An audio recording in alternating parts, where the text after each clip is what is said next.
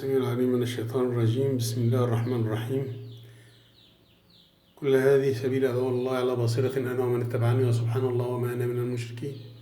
اللهم صل على محمد وآل محمد وعجل فرجهم ولا أعداهم من الأولين والآخرين ومن ساندهم ومن أظهرهم ومن دافع عنهم ومن تولهم ومن حبهم فاحشروا اللهم معهم في جهنم بحق محمد وآل محمد.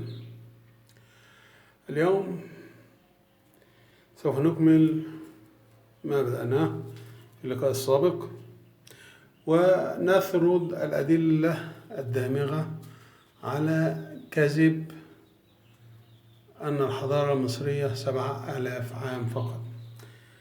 قلنا قبل كده في فيديوهات سابقة إن احنا أثبتنا إن هي على الأقل 17000 سنة، وبالأدلة الجديدة اللي ظهرت زي بردية تورين وكتاب منيثور السمنودي المؤرخ اللي أكدوا من خلاله إن فيه حقبة ما قبل الأسرات، وإن هذه أعظم حقبة في تاريخ المصري القديم، وهي دي اللي عملت الحضارة المصرية القديمة كلها، وهي دي اللي عملت الأهرامات ورمزات العماد وكل حاجة. وإن الأكذوبة بتاعت خوفو اللي بنى الهرم الأكبر اللي خوفو ده اللي هو 3-4000 سنة كلام فارغ وهقص وأكاذيب لا مثيل لها. وأكبر دليل على كده البعثة الألمانية اللي دخل الهرم وخدت عينات من داخل الهرم وحللتها عن طريق الكربون، كربون 14 وكده، وبالأثبات بالأدلة العلمية التي لا تقبل الشك أن هذا المبنى مبني من حوالي 15000 سنة.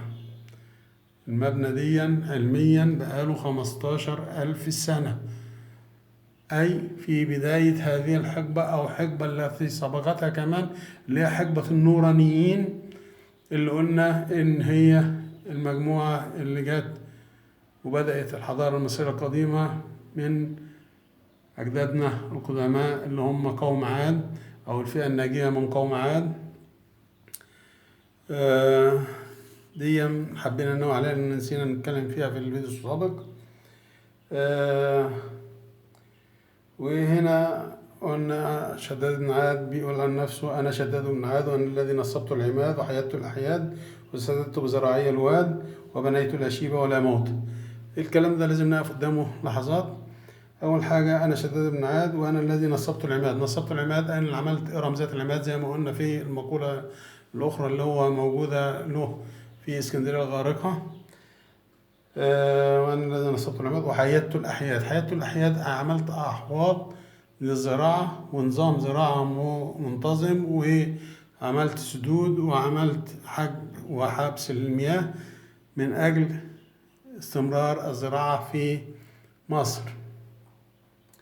وقلنا إن هو اللي حول مجرى النيل فيما بعد، لأن مجرى النيل كان جاي من عند الأقصر ومحود وداخل بين مصر وليبيا في مكان ما يسمى الآن بحر الرمال العظيم، لأن المياه منعت عن هذا المكان، بقى أصبح مكان منخفض، الرمال الناعمة نزلت فيه فاتملى بالرمال الناعمة، عشان كده سمي بحر الرمال العظيم، لأن حد يقف عليه يغطس في قلب الرمال الناعمة دي، لأن تحته فاضي، تحته فراغ مليء كله بالرمال الناعمة، عشان كده سمي ببحر الرمال العظيم اللي هو بين مصر وليبيا. وده مجرى النيل القديم، واللي حوله وخلاه يجي هنا من الأقصر. هتلاقي لو ببص على الخريطة هتلاقي النيل من عند الأقصر محود رايح يمة ليبيا، بعد كده ردوا تاني ولفوا وطلعوا على فوق ووصلوا للبحر المتوسط، واتنشأت الدلتا واتنشأ كل ده. هو اللي عمل الحكاية دي هو شداد بن عاد، وهو بيتكلم عن نفسه بيقول: بنيته لا يشيب ولا موت، اللي أنا بنيته لا بيشيب ولا بيموت. وبالفعل الأشياء اللي هو عملها لا تشيب ولا تموت أبدا، حتى السد اللي عمله بصفته إن هو ذي القرنين، السد اللي هو يأجوج ومأجوج. طبعا الأكاذيب اللي بتكذب على رسول الله إن هو بيقول إن هو مفحره في السد لما قربوا يشوفوا الشمس فيقولوا نرجع بكرة، والكلام ده كله كذب في كذب، وكل ده لا أساس له ولا صحة له، لأنه مخالف لقول الله. فإذا جاء فإذا جاء وعد ربك جعله دكا وكان وعد ربك حقا. يبقى إيه اللي هيهد السد؟ هو الله بقدرته. عشان كده لما ربنا بيخاطب سيدنا عيسى بيقول له فإني أخرجت خلقا من خلقي لا قبل لكم به، خذوا عبادي وحرزهم إلى الطور، جبل الطور.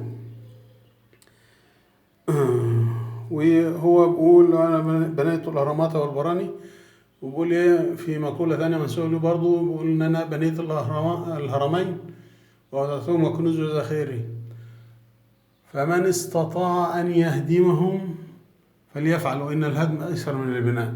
لو أنتوا تقدروا تهدموهم ورونا نفسكم هتهدموهم إزاي، والهدم أسهل من البناء. وفي مقولة ثانية بيقولوا يا بنيت الحرمين والبراني وبنيت الحرمين ووضعتهم وكنوز ذخيري، وبمعنى يعني كثوتهم بالديباج، فإن استطعتم أن تكسوهم بالحصير فافعلوا، ورونا نفسكم هتكسوهم إزاي بالديباج. أنا كسيتهم بالديباج كلهم، اكسوهم انتوا بقى بالحصير بلاش ديباج. هذا ما أمكن، وإلى لقاء آخر، والسلام على من اتبع الهدى.